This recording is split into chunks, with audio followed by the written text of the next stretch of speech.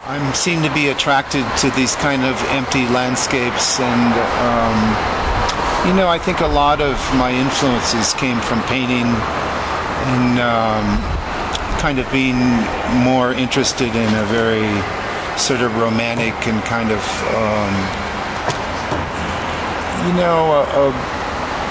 a kind of a relationship to nature that's about being alone and being in a kind of an isolated place.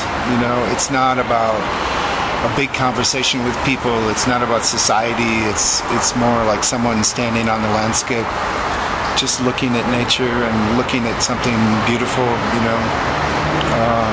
So I think we're always seeking a little quiet space for ourselves in the world, or at least I am, and sometimes the films take me. That's one of the reasons I'm drawn to the sea, because the sea is, to me, like the last frontier of solitude, and it's a kind of a beautiful realm of mystery and a kind of a visual atmosphere that most people don't experience in their life. So it feels I feel very connected to this. Mariners, I think, that people don't understand is that they were very dependent on their eyes to survive.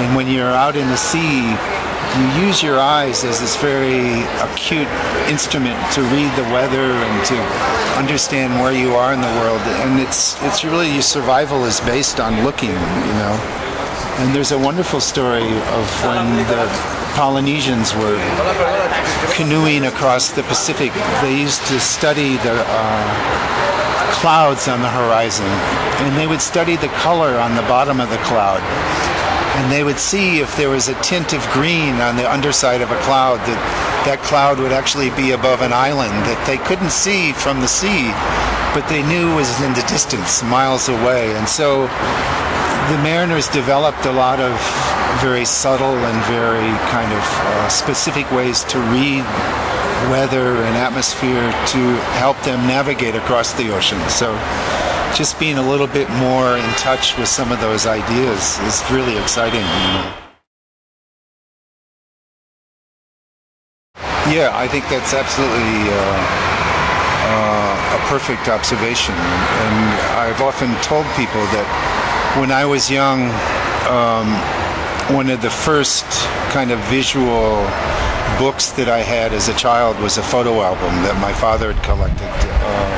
Images of when he was a young man, and he worked on ships and traveled around the world for a number of years and created this photo album. And this was, if you can believe it, it would be for television. So I would sit and look at this book for hours and hours and travel to India and China and all these exotic places. And it was quite an interesting adventure. And then when I started making movies, I realized in some ways that I was recreating this photo album. So it's very much like looking at a book in a way, that you're presented an image that's often a very still image, and then as you look at it, it comes to life in a very small way, and then there's an image of black that comes, and that's like turning the page, and then you get another image and it sort of comes to life a little bit. And so in some way a photo album is a perfect kind of analogy for what I do. As I've kind of progressed, it's more about specifically looking at very distinct ideas and trying to kind of create a record of these experiences.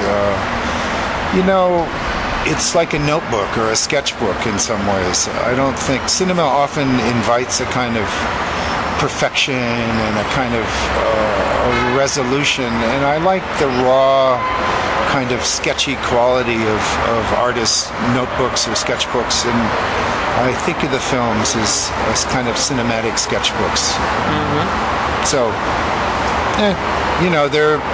there are many flaws and kind of technical problems and little details that are about the process of shooting that we sometimes try to hide in film, and particularly now that we're going into the digital world, it's becoming a little bit more hermetic, and I like to leave the sort of the details of little mistakes and kind of scratches and some reference to the material of the medium.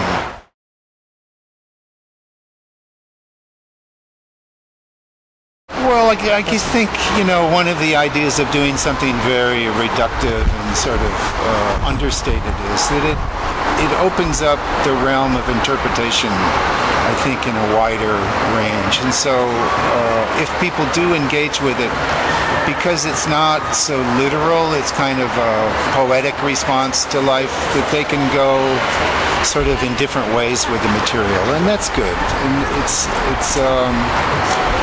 I think it's important to maybe try to slow people down and to remind people that sometimes very quiet and understated experiences can be pleasurable. And I often think that people need a little quiet time. It's like taking a pause and collecting your thoughts and creating a space to kind of think about things without really being forced to kind of go in a certain direction. So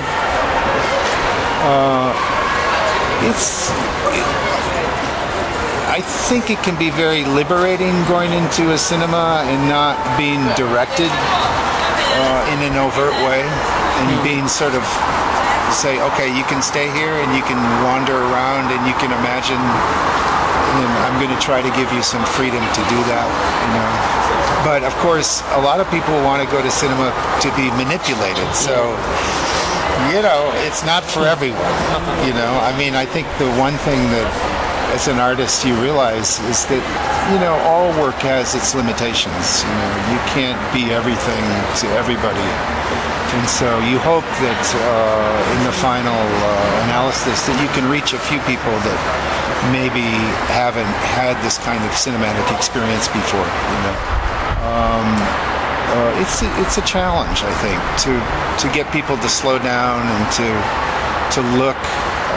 I think in today's world we're very acclimated to being fed information through the television and through the computer, and we don't really have a great ability to kind of look at things and to kind of visual discipline. So sometimes these films require a certain degree of patience on the viewer's part, and we tend to be very impatient in today's world. Yeah. I always feel like I'm trying to take films back into time, and the enterprise of cinema is trying to push us into the future, so it's a kind of inherent struggle with the expectations that people have when they go to a film, that many people don't want to go backwards. I'm like kind of a 19th century person, so I like to go slow. I like to spend time looking at things. I like quiet, and it's like I feel like I'm really out of sync with the modern world, which is good.